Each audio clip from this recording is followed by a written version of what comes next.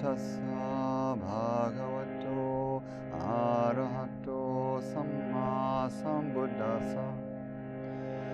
Namo tassa bhagavato arahato sammāsambuddhasa.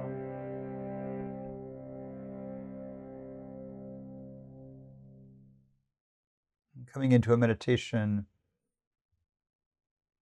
in a moment when the world around us is swirling with conversation, movement, in many places worry, concern, fear, in other places celebration, triumph. The world is big enough that you can always find beauty and you can always find horror. And the current technological moment is such that the full breadth of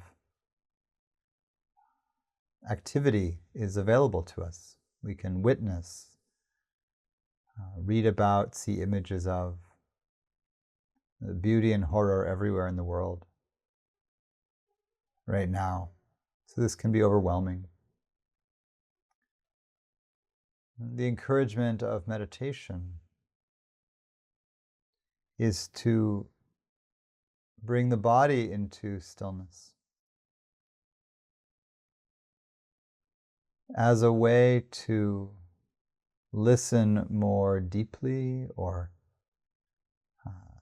to listen somewhat differently to the energies of this moment. So come to something like stillness.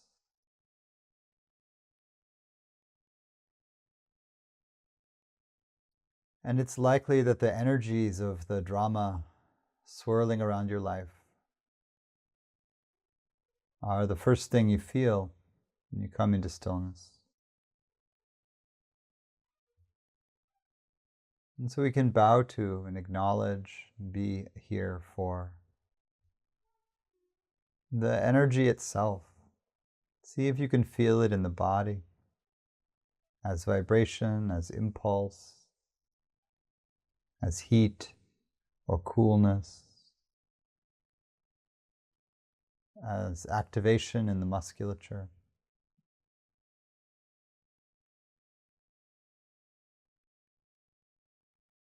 If as soon as you get still, the stories that are surging through the mind, the stories of worry or analysis, or whatever your mind is doing, those stories become louder. Bring the story or listen to the story from the body, from the whole body, so that instead of just being words, you're with the body and its posture.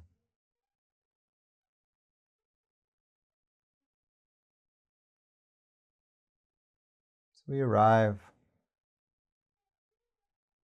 with the world as it is, being with the feelings that are here, the energy that's here.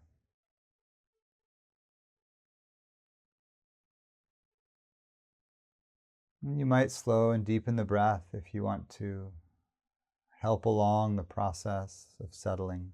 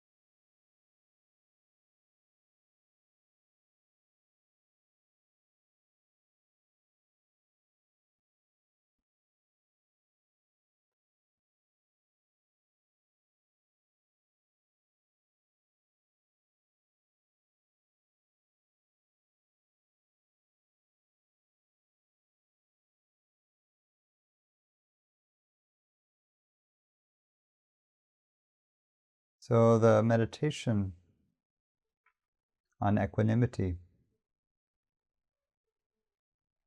is a meditation that begins with love, care for others.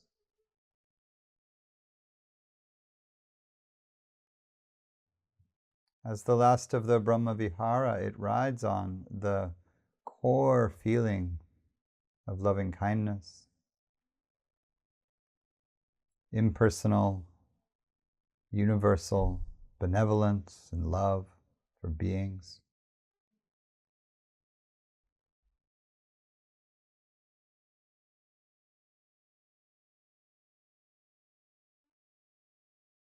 Equanimity is love with wisdom, because as the loving heart opens to the world as it is, it naturally encounters both beauty and horror. It encounters beings manifesting kindness and generosity toward each other, and beings manifesting cruelty, stinginess, meanness.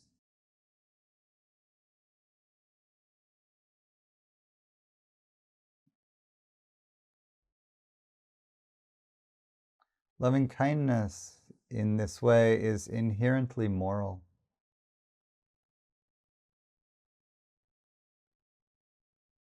It manifests as compassion when it encounters suffering.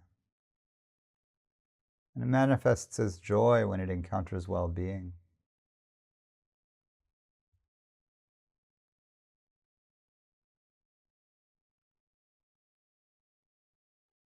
But because it has its gaze set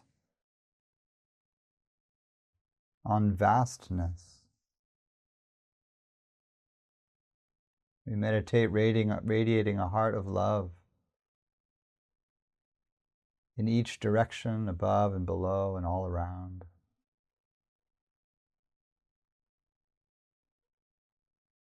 To all beings, regardless of their actions.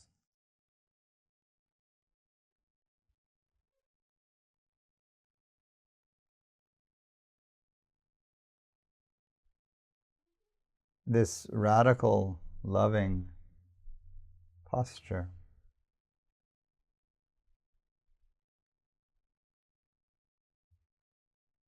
understands good and evil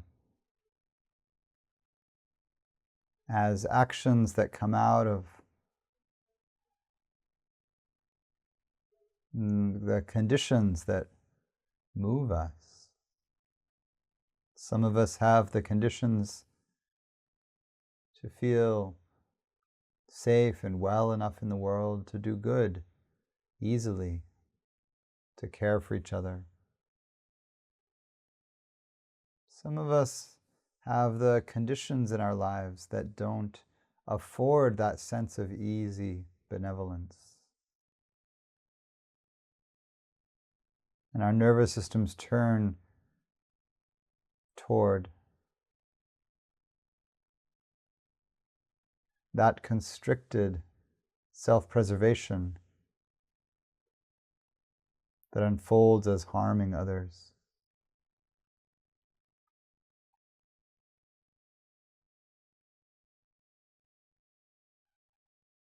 The universal love of metta holds all of these kinds of people with the same benevolence, really.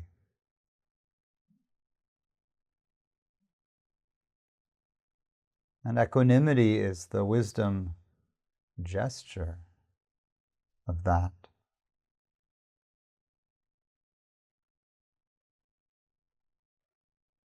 So to find the feeling of equanimity, begin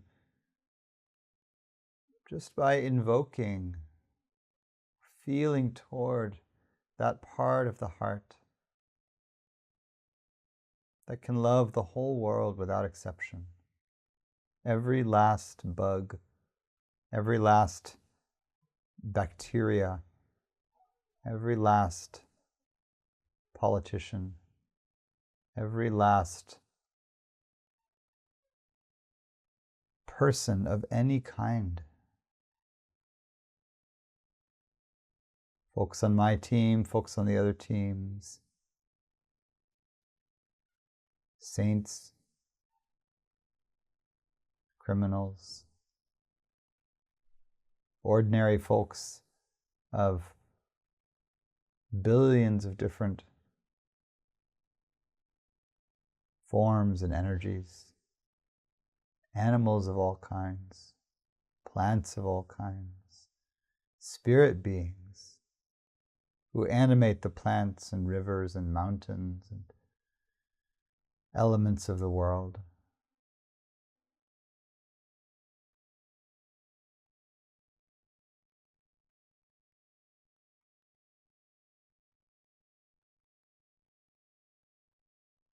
This kind of loving kindness isn't really directed toward anything as much as it is just a field of being that we rest in, shine forth.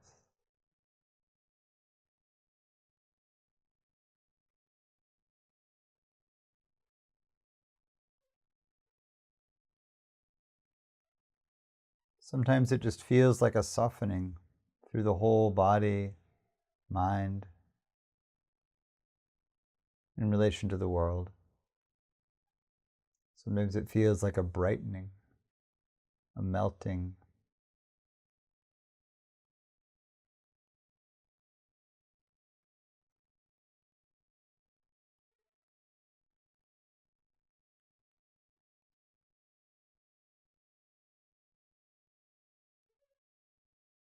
Anything the mind has to say about it is off topic.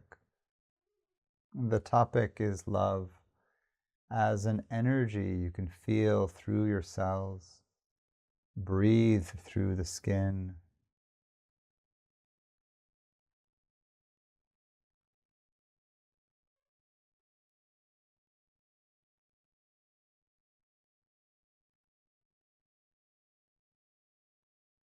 And in whatever way you can touch this undirected, unboundaried, gentle kindness.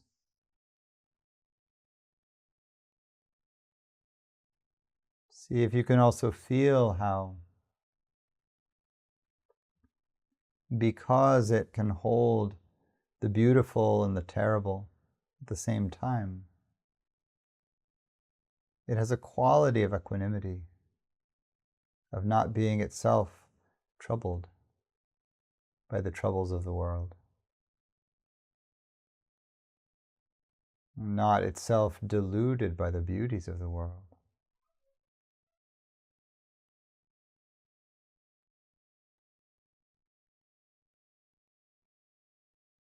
Equanimity can feel like stillness. It can feel like flexibility or fluidity.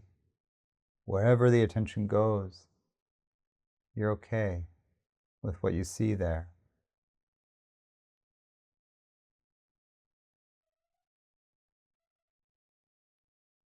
Which doesn't mean you don't want to fix what's broken, heal what's hurt,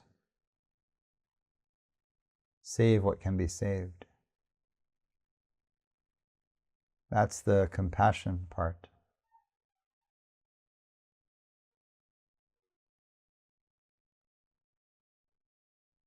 Equanimity is the willingness to be with it as it is, without yourself breaking.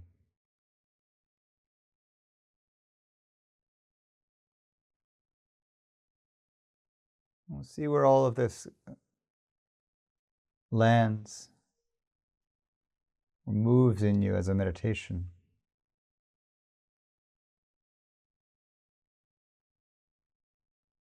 beginning with love, really beginning with stillness and breath,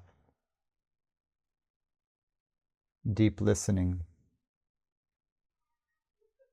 and then adding in the love, or turning toward love.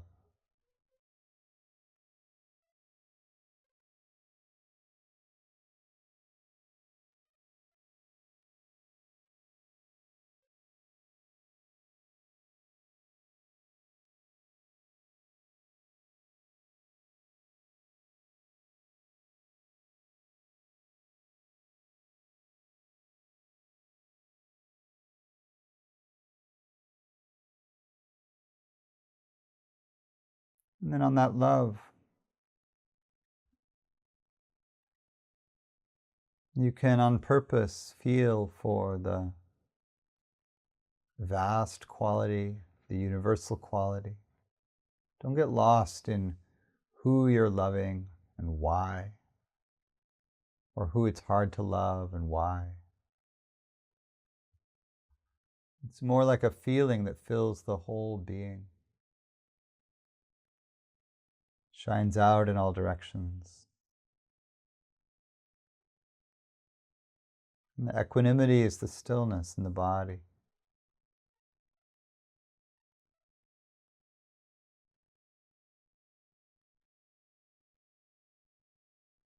We'll sit in silence with this practice. If it gets too abstract or cognitive, just come back to the body and breath. And keep the sense of kindness or benevolence if you can. And feel for that strange peace that is the equanimous heart. The world is just the way it is. And you can care very deeply without giving up your own peace, without giving up your own inner stillness.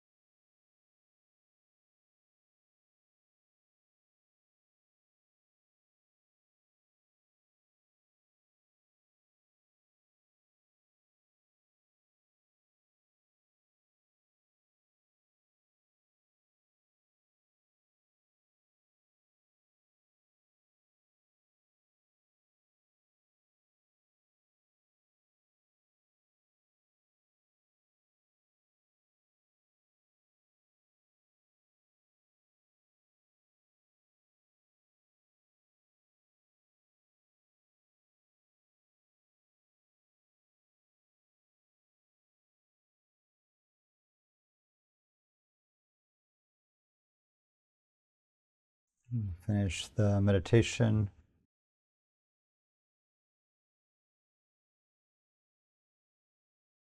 with a mantra that invokes the heart of the lotus as a gem or a jewel, pointing to the infinite nature of the heart-mind, the infinite nature of wisdom, the connection to truth. Let's chant Om Mani Padme Hum 3 times to close the meditation. Om Mani Padme Hum. Om Mani Padme Hum. Om Mani Padme Hum. Om Mani Padme Hum. Om Mani Padme Hum. Om Mani Padme